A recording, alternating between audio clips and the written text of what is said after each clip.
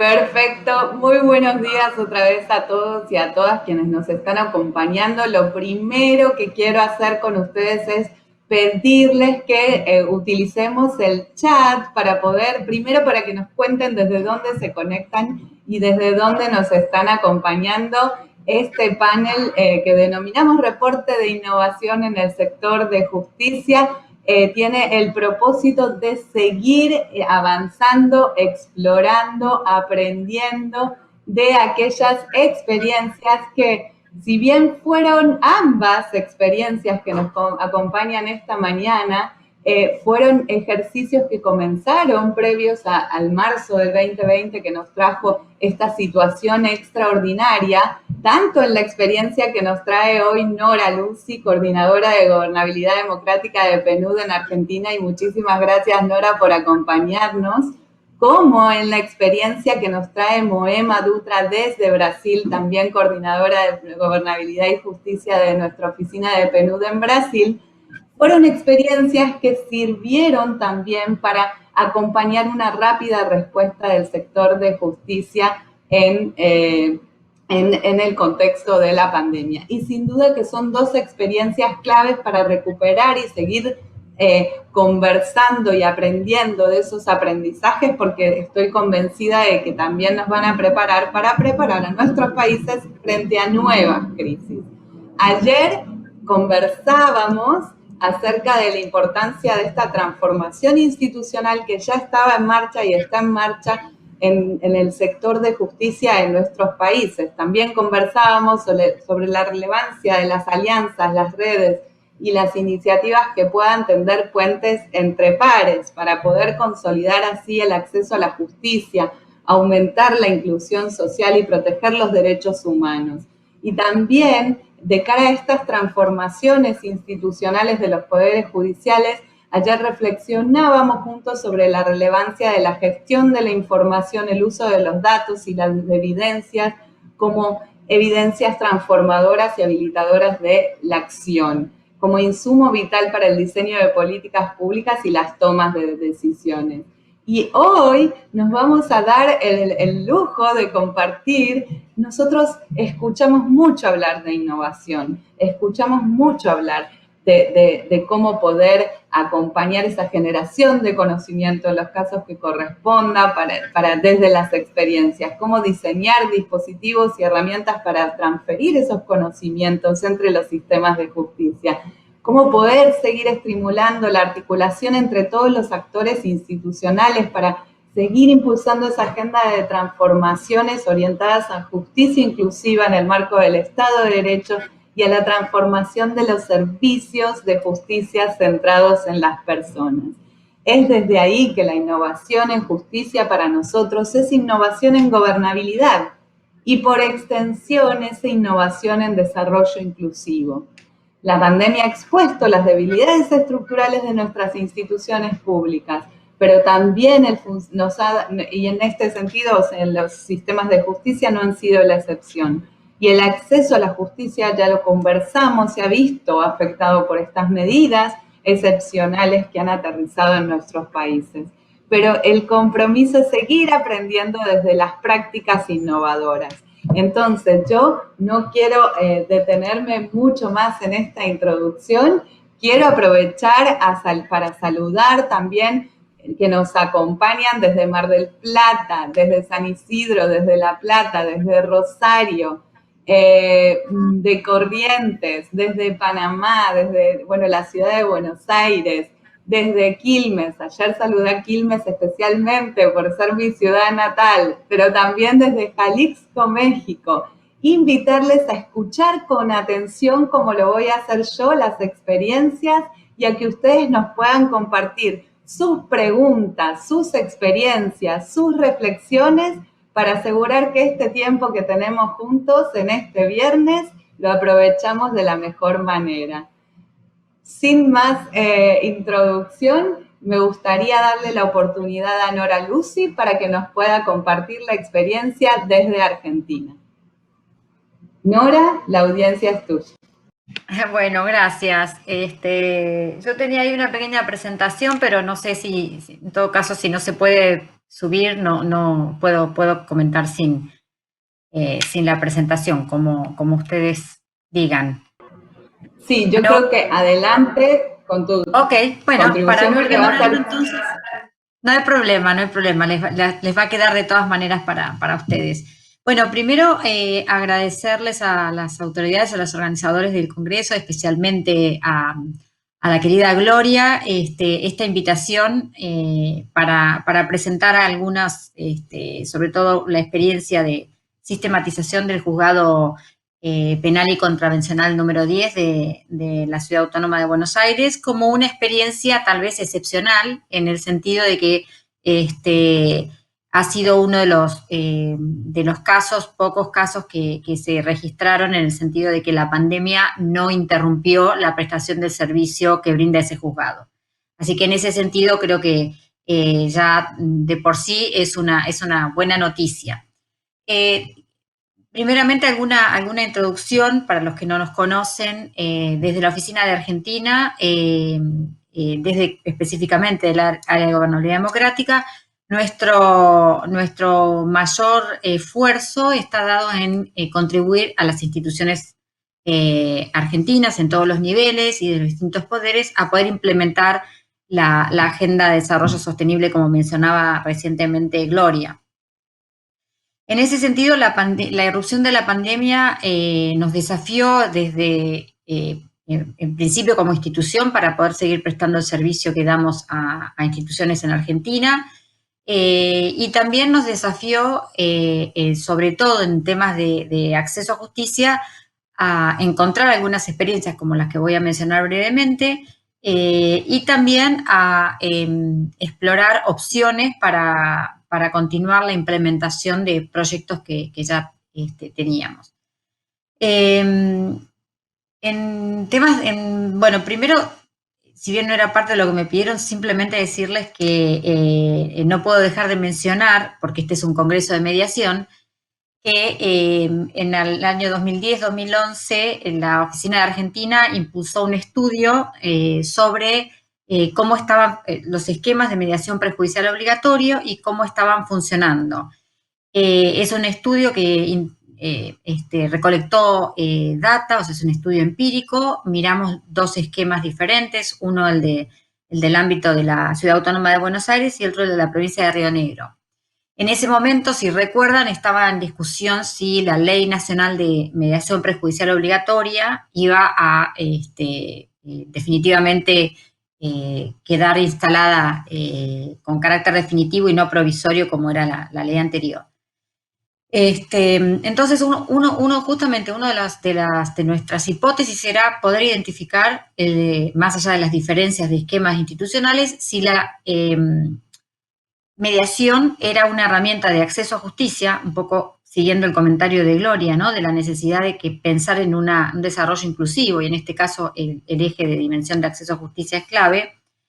Y bueno, la respuesta fue afirmativa, en el sentido de que sí, de que teníamos evidencia empírica para demostrar que la mediación prejudicial obligatoria era una herramienta. Por supuesto, tuvimos distintos niveles, dependiendo de la jurisdicción y el fuero en el que habláramos, ¿no? Por ejemplo, donde más incidencia tiene como una herramienta de ampliación al acceso es en materia de familia, y tal vez por contraposición, donde es una herramienta prácticamente muy poco utilizada, era en la justicia comercial. Pero bueno, esto solo para decirles que entendemos nosotros el tema de acceso a justicia. Generalmente no decimos a la justicia, sino que hablamos del acceso a justicia, entendiendo la garantía de las personas en poder tener alguna forma de apoyo para resolver los conflictos que tienen las personas. Entonces, en este sentido, los métodos alternativos de solución de conflictos, entre los cuales está la mediación, para nosotros es una vía. Ahora bien, en términos de Agenda 2030 y de justicia y de innovación, efectivamente, una de las, si ustedes quieren, de las características principales de nuestra mirada respecto a la justicia es insistir en un cambio de paradigma, en el sentido de que los servicios de justicia tienen que estar centrados en las personas. no se resuelven expedientes, los jueces no resuelven expedientes, resuelven problemas de las personas. Y más aún, hay que pensar que la persona que acude ante un juez para resolver algún conflicto, usualmente tiene un contexto y tiene varios, no siempre es el más importante es el conflicto por el que va a pedir apoyo. Así que esta mirada tal vez un poco más centrada en las personas y de alguna manera intentando evitar idas y venidas o ser referidas a otra instancia, esta un poco el norte que tenemos cada vez que pensamos alguna propuesta de reforma, así que esto un poquito para aclararlo en el sentido de qué es lo que queríamos decir cuando hablamos de justicia centrada en las personas. En el mismo sentido, esto nos lleva a pensar y a proponer reformas que nos lleven hacia una justicia abierta. ¿Por qué justicia abierta? Bueno, justicia abierta porque, en primer lugar, los funcionarios del Poder Judicial y de los ministerios públicos son servidores públicos. Entonces, como todo servidor público, hay un deber de rendición de cuentas. Entonces, la dimensión de justicia abierta no es solo para el Poder Ejecutivo en la dimensión de gobierno abierto o para el legislativo con las iniciativas de Parlamento abierto. También tiene que ser cada vez más una realidad en nuestros países. Y miren, esto no es algo nuevo en el sentido de abrir tal vez los tribunales para que la gente pueda ver cómo funciona una audiencia, un proceso judicial. Y esto es muy importante porque más allá de la rendición de cuentas, hay un efecto educativo. Es decir, cualquier persona, aunque no sea parte del proceso judicial, al participar, al asistir a una audiencia, de alguna manera también está absorbiendo la forma en la que el Poder Judicial realmente funciona. Así que hay un rol, más allá de la voluntad de quienes participan en un proceso judicial, hay una dimensión de educación. Así que esta es otra razón más para pensar en la necesidad de que cada vez más la justicia sea abierta. Ahora, no nos quedamos con eso. O sea, pensar que la justicia es abierta requiere, al igual que en cualquier otro poder, pensemos esto como el Estado abierto, requiere la puesta a disposición de datos del juzgado y no de manera, de cualquier manera. Es decir, la disposición de los datos tienen que estar en formato abierto, para que puedan efectivamente esa información o los datos puedan ser cruzados con otras fuentes de datos a los fines de investigación académica, a los fines de proponer algunas mejoras para el funcionamiento. Como siempre, más allá de que esto está explícito en la Agenda de Desarrollo Sostenible, en el sentido de que esta agenda tiene una fecha sobre la cual se va a evaluar el progreso, que es el 2030, pero tiene también una propuesta de indicadores globales a los cuales los países como Argentina han adherido y sobre los cuales poder medir el avance en cada una de estas dimensiones, ¿no? En el sentido de, por ejemplo, si vamos a pensar en el Estado de Derecho, como mencionaba Gloria, en el acceso a justicia, tenemos indicadores que nos van permitiendo demostrar el avance hacia las metas que cada país ha asumido. Entonces, como ustedes ven, si tenemos que medir lo que valoramos, es fundamental que el uso de las tecnologías digitales. Hoy las tecnologías digitales nos permiten desde identificar los cuellos de botella más rápidamente respecto de la cantidad de casos, de los términos, de los tiempos intermedios de resolución de los conflictos, de los tiempos intermedios para la resolución de la sentencia. Y esto no es un tema menor, es muy importante porque esto toca una dimensión, es decir, cuando la justicia es lenta todos sabemos que no es justicia. Ahora, yo lo que les diría es que es aún peor en el sentido de que una justicia muy lenta en los casos de gravedad institucional nos lleva a impunidad y a debilidad en nuestras legitimidades democráticas. Entonces, son temas en los que tenemos que repensar cómo mejorar y cómo estar a la altura de las demandas ciudadanas en el marco de una democracia. Entonces, más allá de que efectivamente estamos digamos, uno ve que el Poder Judicial está haciendo esfuerzos enormes y en las distintas jurisdicciones ya se ha avanzado implementando tecnologías de la información y de las comunicaciones, implementando tal vez también de una manera un poco más lenta el uso de redes y el lenguaje claro, es una forma también de ir mostrando que se va en la dirección correcta. Desde la oficina de Argentina, la pandemia nos llevó a querer identificar alguna experiencia que pudiera demostrar, sobre todo, cuáles eran las dimensiones que debían estar presentes para que en un caso de erupción como el que hemos vivido, el Poder Judicial pudiera continuar prestando servicios. Como bien adelantó Gloria, en el caso del Juzgado 10, ellos habían iniciado un proceso de, si ustedes quieren, hacia la justicia abierta, de modernización, unos años antes, me refiero 2017, 2018, pero de todas maneras lo que nosotros quisimos fue rescatar, digamos, cómo se prestaba ese servicio en plena pandemia. Bueno, los hallazgos fueron muy importantes y en el estudio que va a estar pronto a disposición se fueron derribando ciertos mitos, como uno de los mitos, por ejemplo, es que se necesita una gran inversión en tecnologías. Eso no es así, con un mínimo de tecnología disponible, que ya hoy prácticamente casi todos los fueros tienen, es posible funcionar. Luego, el uso de la forma de trabajo fue una forma que efectivamente se identificó y el perfil del juez como un líder de un equipo, respetando las jerarquías, pero con una gran impronta de trabajo colaborativo.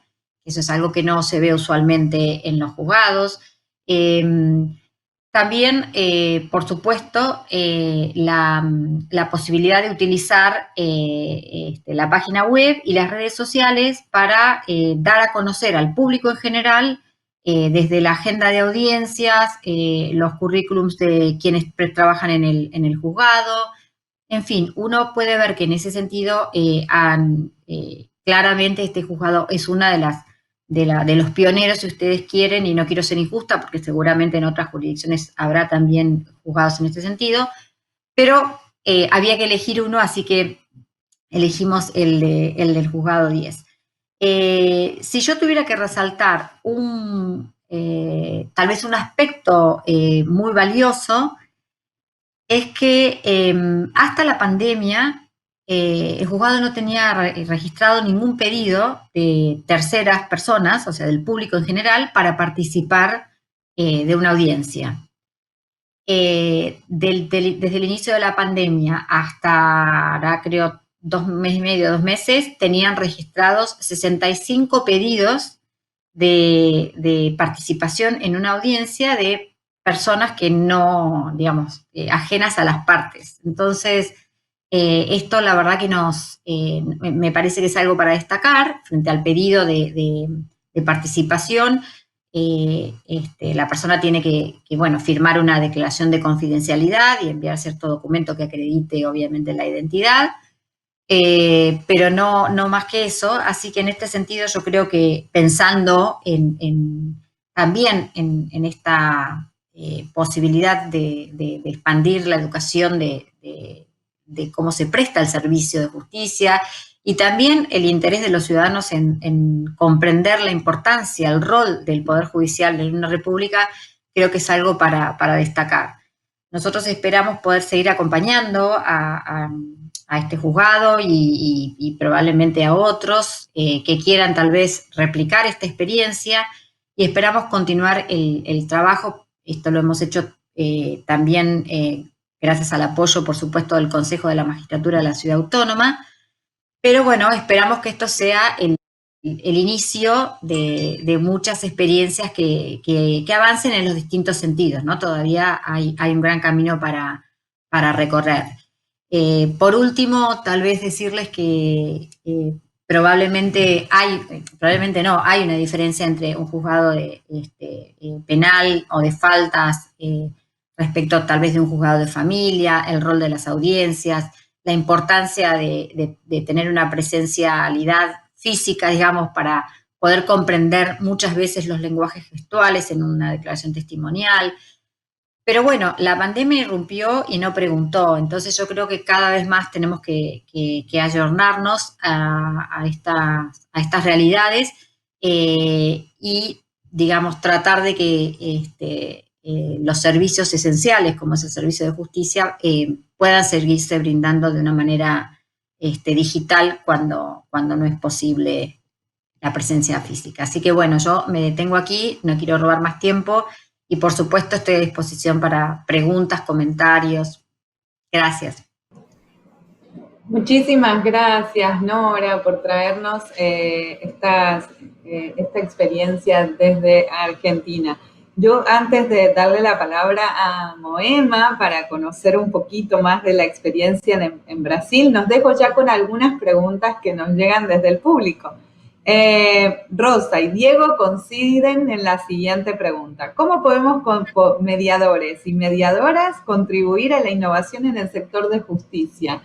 Esas nos las dejo, pero me atrevo a decir que son protagonistas también, porque desde nuestra perspectiva, pensar en una justicia inclusiva y pensar en servicios de justicia centrados en las personas hace que cobre tanta relevancia el sector de justicia como todo el andamiaje institucional que América Latina tiene en clave de justicia de paz. Entonces, ustedes, esa es mi primera respuesta, pero vamos a andar más. Y voy a dejar otra pregunta que tiene que ver, Nora nos contaba y nos recordaba la relevancia de los compromisos asumidos por nuestros países en clave de la Agenda de Derechos Humanos y la Agenda 2030. Y tenemos ese objetivo de desarrollo sostenible, número 16, que nos está marcando de manera muy, muy concreta cuáles son el tipo de indicadores que se espera de parte de los países. Y hacia ahí debería ir también esa actualización o ese aumento de conocimiento y capacidades institucionales al interior.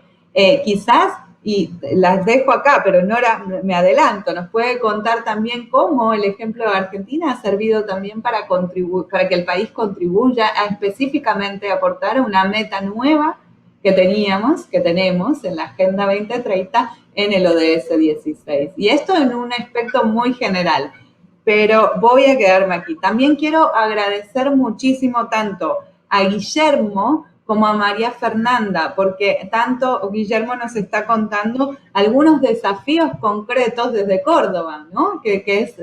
Tenemos vigentes 2 marcos normativos y también quiero recuperar María Fernanda porque nos hace una crítica constructiva, que ese es el espacio justamente para desde esas críticas constructivas que suman a la reflexión y tienen que ser parte también de la construcción de soluciones colaborativas.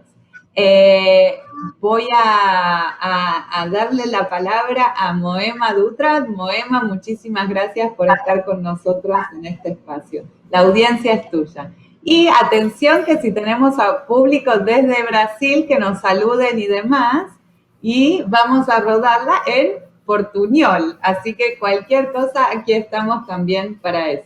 Moema, adelante. Gracias, Gloria. Muy buenas tardes a todos y todas. Voy a compartir un poco de la experiencia de Brasil. He traído hoy una presentación muy corta con algunas de las experiencias, especialmente en los temas de innovación y tecnologías que se están aplicando acá desde Brasil. Entonces, para empezar, voy a hacer un muy breve contexto de la justicia brasileña, un poco para explicarles los retos de la aplicación de la tecnología en un país con distintos distritos y con un tamaño muy grande, dimensiones muy grandes para aplicación de la justicia. Entonces, tenemos alrededor de 90 tribunales en el país y con un número anual de casi 114 millones de procesos a cada año. Con eso, ha sido muy difícil en los últimos años coordinar la aplicación de políticas judiciales que puedan como alcanzar toda la dimensión continental del país. Para esto ha sido muchísimo importante la creación del Consejo Nacional de Justicia, que es una institución que ha sido creada desde el año 2004 y que es ahora la responsable por hacer la coordinación de políticas judiciales y supervisión de los tribunales en el país. ¿Y por qué eso ha sido muy importante? Porque con una institución central para esa coordinación ha sido posible hacer más políticas que tengan un alcance nacional. Un otro punto muy importante es que el Consejo ha hecho un compromiso muy fuerte con la Agenda 2030 y con los ODS. Y por eso ha sido la primera vez que el Poder Judicial en Brasil ha tenido una alianza con el PNUD y ha hecho un compromiso también con la cooperación técnica internacional. Entonces, esto ha posibilitado muchas innovaciones en el sector justicia que les voy a contar en el siguiente. La primera experiencia ha sido un proyecto piloto de aplicación de inteligencia artificial a la justicia en Brasil. Ha sido un proyecto piloto que ha aplicado la inteligencia artificial a los datos del sector justicia. ¿Por qué? Porque el Consejo Nacional de Justicia tiene acceso a un gran número de datos que llegan de todos los tribunales en el país. Entonces, tendrían una información muy importante que se podría evaluar para justamente hacer una mejor gestión de la justicia. Entonces, este proyecto piloto ha hecho una inversión en una primera fase de limpieza de esta base de datos. En secuencia, se han desarrollado los algoritmos de inteligencia artificial y machine learning y basado en eso ha sido posible analizar los cuellos de botella de la aplicación de la justicia en distintos temas en el país y con eso se ha podido aprimorar la planificación de las inversiones y alocación de los recursos humanos en la justicia brasileña, con base en esta evaluación de los datos y aplicación de inteligencia artificial para mejor hacer la evaluación de la situación de la justicia en el país. Una otra experiencia que se ha llevado a cabo más en los últimos meses con la pandemia ha sido el programa Justicia 4.0. Este es un programa que se está haciendo con el apoyo del PNUD, una gran inversión en la innovación digital para una justicia más efectiva y centrada en las personas. Y aquí traigo algunos ejemplos de unas innovaciones que se están trayendo en este programa. Una primera es la implantación de una plataforma digital única del Poder Judicial brasileño. En el pasado teníamos en el país un conjunto de distintos sistemas y aplicaciones que eran adoptados por los distintos tribunales en el país.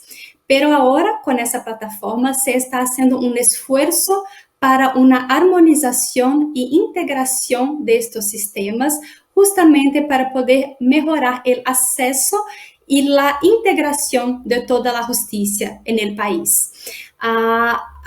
Junto con esta iniciativa, se está también haciendo una identificación de los sistemas y herramientas que ya están teniendo un buen desempeño, un buen desarrollo en los tribunales en todo el país. Y estos sistemas se van como a poder ser nacionalizados a todo el país.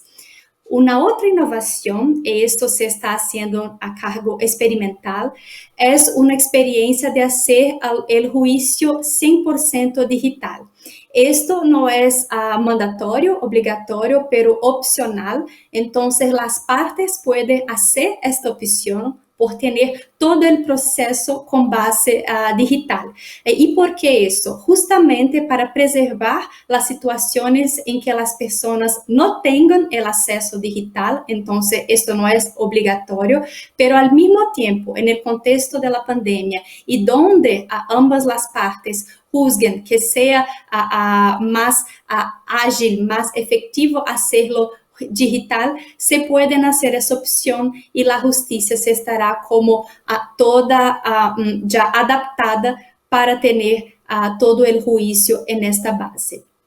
Entonces, se está desarrollando también nuevas aplicaciones de inteligencia artificial con base en el proyecto piloto que yo les he contado, con el esfuerzo de siempre a mejorar la efectividad de la justicia en el país. Y para concluir, una última experiencia aquí, este es un programa que es centrado en la disminución del encarcelamiento excesivo. Es el programa Haciendo Justicia, que también cuenta con el apoyo del PNUD en Brasil. Y acá una innovación que yo voy a compartir con ustedes hoy es la implantación del Sistema Electrónico de Ejecución Unificado, el CEU. Este es un sistema que por primera vez se le está permitiendo en Brasil tener una mejor gestión de los datos de las personas que están privadas de libertad en el sistema de justicia brasileño, porque en el pasado no les era posible a los jueces hacer un acompañamiento muy cerca de las penas y hacer la debida progresión de los regímenes y era muy frecuente que algunas personas se quedaban más tiempo en los cárceles do que lo necesario. Entonces, eso les originaba un gran número de violaciones de derechos humanos y ese sistema es una tecnología que se ha agregado en el sistema de justicia y que se les ha hecho posible entonces ahora tener una mejor gestión y garantía de derechos para las personas en todo el país.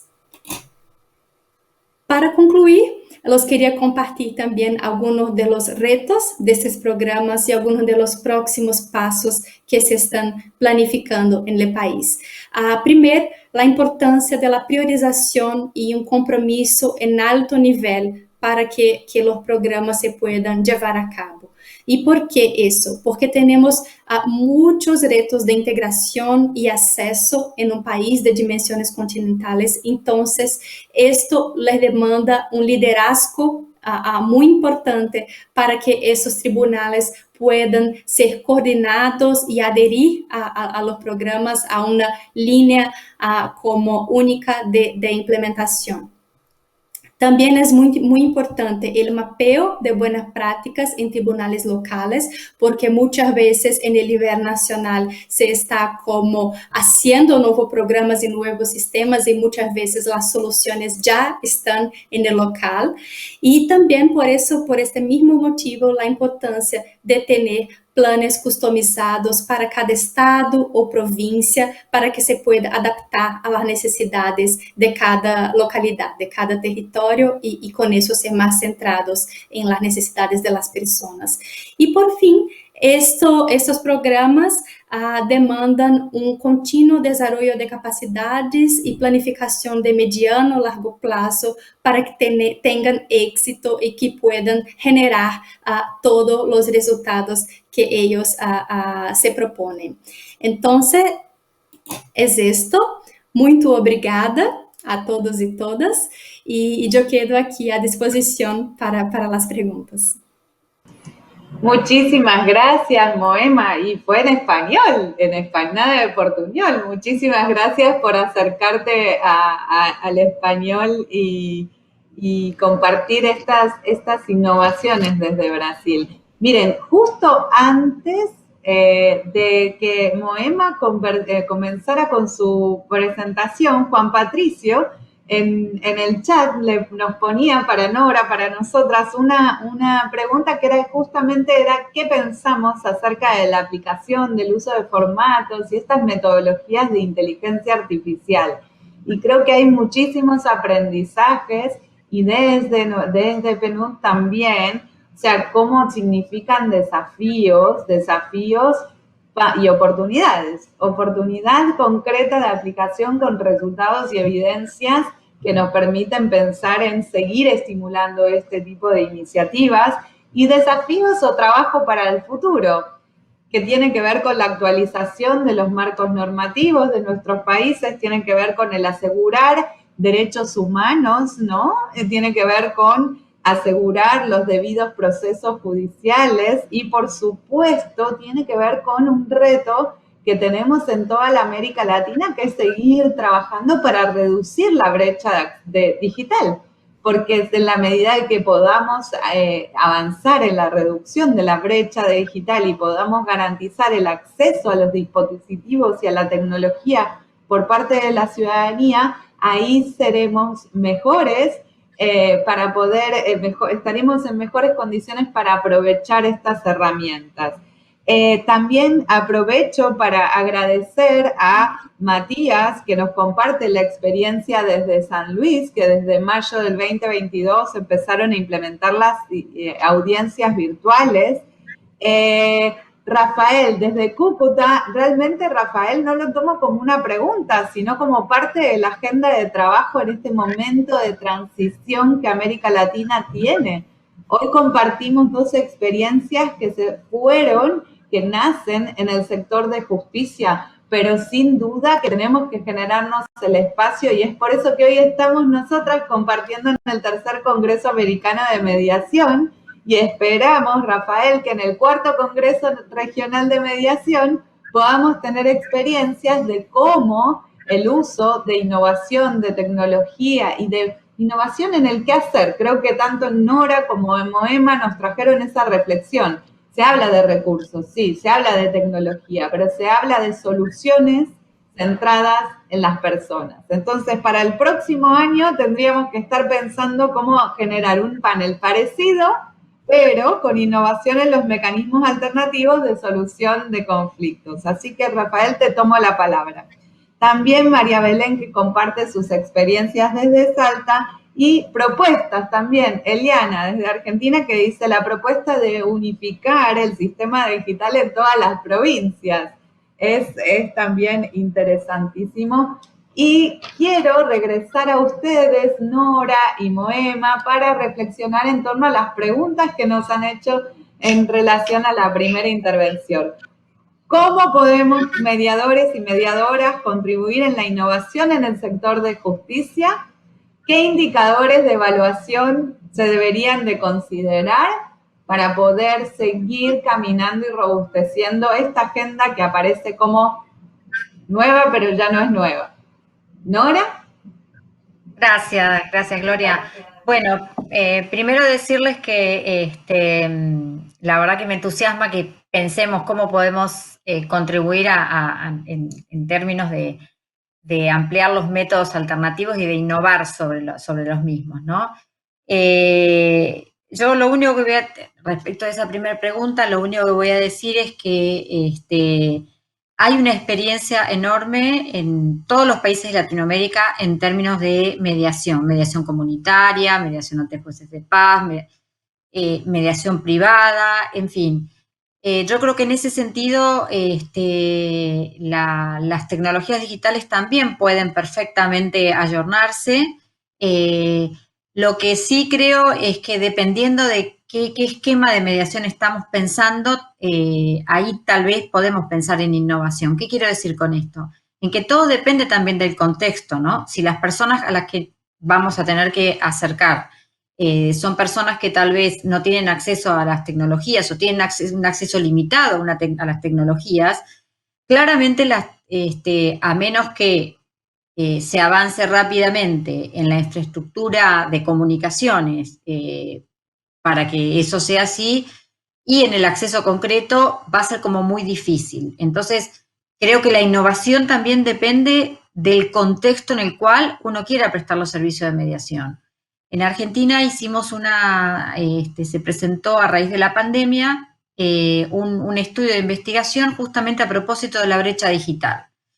La verdad es que los números son muy elocuentes.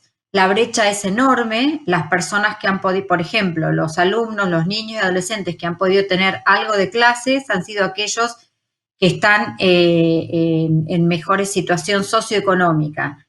Los niños más humildes claramente no han tenido ese acceso, han perdido prácticamente la escolaridad del año, porque en la mayoría de los casos, aun cuando tengan un dispositivo digital, tener un teléfono no garantiza el acceso a la educación virtual. Entonces, todos estos son temas que tenemos que, traspolando esto al tema de mediación, digamos, si es una mediación comunitaria en el NOA, en el NEA, tal vez la innovación vaya por otro lado. Así que, como bien dice Gloria, creo que vale la pena un panel también para explorar esto en el próximo. Es más, les voy a poner un caso donde nosotros hicimos algo de innovación en contexto de encierro. Impulsamos llevamos adelante un proyecto de introducción de la palabra y capacitación más lúdica en cárceles, por ejemplo, en uno de las cárceles de Seiza. El programa se llamó Probemos Hablando. Nos fue muy, muy bien, hubo mucho interés por participación y la verdad es que ya estábamos listos para poder hacer también la misma experiencia en algunas cárceles de la provincia de Buenos Aires, pero vino la pandemia. Y justamente esta intervención era una intervención presencial. Entonces hemos estado discutiendo bastante tiempo respecto de cómo esto lo hicimos de mano de la Procuración Penitenciaria de la Nación, pensar en cómo poder ayornar algo de este programa de manera digital. Después, en todo caso, si quieren ver, quedó registrado un cortometraje sobre esta experiencia que se accede en YouTube.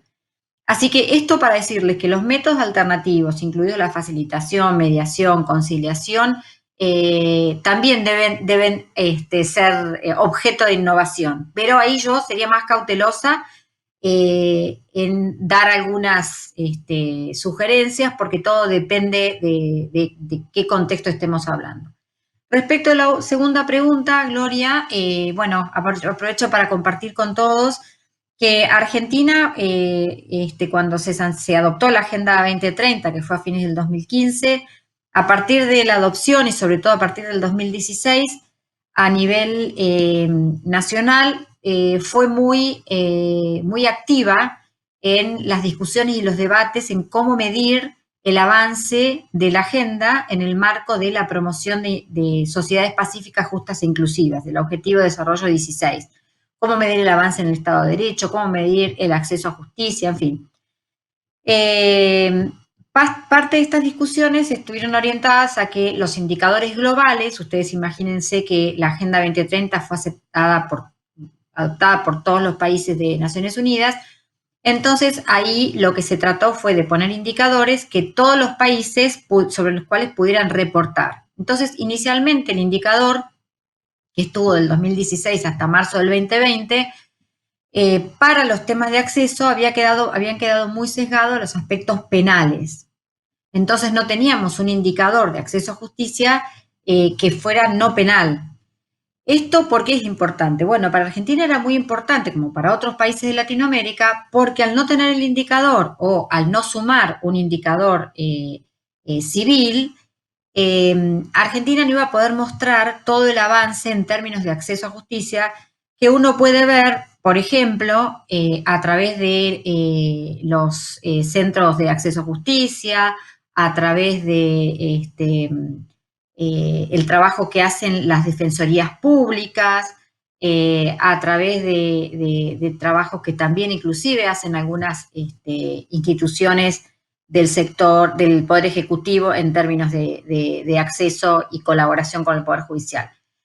Así es que Argentina en el año 2017 presentó una propuesta de indicador no global y propuso la realización bianual de estudios de necesidades legales insatisfechas. Y esto es muy importante, porque, bueno, es importante porque se prevé una ventana de cada 2 años, pero además porque como está muy focalizado a personas en situación de vulnerabilidad, yo creo que el tema de cómo resuelven las personas sus dificultades va a ser muy importante en términos de impulsar los métodos alternativos de solución de conflictos. Entonces me parece que inclusive a los fines de lo que, digamos, del eje temático de este congreso, creo que también puede ser una herramienta que dé insumos para expandir e innovar en métodos alternativos. Así que bueno, cuando nuestra organización adoptó en marzo del 2020 un indicador, digamos, no penal, ahí justamente el objetivo es poder medir y poder identificar distintos métodos de solución de conflictos, sean formales o sean informales. Así que creo que todos los países de la región, y sé que no me equivoco, pueden reportar mucho de lo que se está haciendo en la esfera, si ustedes quieren, no judicial. Y por último, decirles que estamos en algunas conversaciones para hacer una experiencia que nos permita vincular la actividad jurisdiccional de los jueces en temas no penales, o sea, administrativos, tributarios, financieros, básicamente para incluir los DESC, los derechos económicos, sociales y culturales. Y todavía estamos en discusiones, pero la idea ahí es proponer una metodología. Primero será manual y luego esperamos que a través de la inteligencia artificial, de un algoritmo que se crea al efecto, ya después las sentencias automáticamente queden vinculadas o linkeadas, como dicen hoy los chicos, a los objetivos de desarrollo sostenible y a las metas que sean relevantes, ¿no? Ustedes tienen que pensar que son 17 los indicadores, los objetivos, pero hay 169 metas. Entonces, nada, contarles que también estamos intentando innovar en materia de inteligencia artificial. Quiero decirles y recordarles que PNUD no decide, o sea, PNUD necesita en este sentido el requerimiento de las instituciones nacionales para poder impulsar, contribuir al desarrollo o a la implementación de innovación, ¿no? Así que esto también para comentarles que estamos muy agradecidos porque, bueno, vemos que hay mucho interés, sobre todo desde los superiores tribunales y de los consejos de las magistraturas para poder avanzar estos temas. Gracias. Muchísimas gracias, Nora. Ustedes saben que ya tenemos que cerrar y creo que el chat lo vamos a guardar. Creo que Eliana tiene un montón de ideas y además un montón de voces que se van sumando a tus propuestas, Eliana, así que muchísimas gracias por compartir. Si quieren conocer más, por favor, porque lo veo, tomen el contacto con la página de PNUD Argentina, la página de PNUD Brasil y la página de PNUD LAC, donde van a encontrarnos. Estamos. Me gustaría, antes de cerrar, sí darle la posibilidad a Moema de escuchar un minuto de cierre. Ya estamos 5 o 6 minutos pasados, pero sí para este mensaje. Sin duda que pensar en una hora de conversación con un tema tan amplio, tan robusto y con una audiencia de lujo y con estas experiencias es sumamente ambicioso, pero sí nos gustaría, Moema, escuchar una reflexión final y cerramos. Muchas gracias, Gloria. Solo un mensaje final es que las tecnologías son una herramienta, entonces también puede ser una herramienta para fortalecer la aplicación de mediación en todos los contextos. Entonces, algunas posibilidades son para aprimorar el acceso a la mediación, el entrenamiento, cualificación de mediadores y hacer los puentes para que más y más personas puedan tener acceso y compartir buenas prácticas en mediación. Entonces, se queda el desafío para el próximo año de reflexionarnos sobre eso. Muchas gracias. Muchísimas gracias a todos y a todas y muchísimas gracias también a la organización del Tercer Congreso Americano de Mediación y a Eduardo por la paciencia en acompañarnos. Nos vemos el próximo año. Buenas tardes para todos.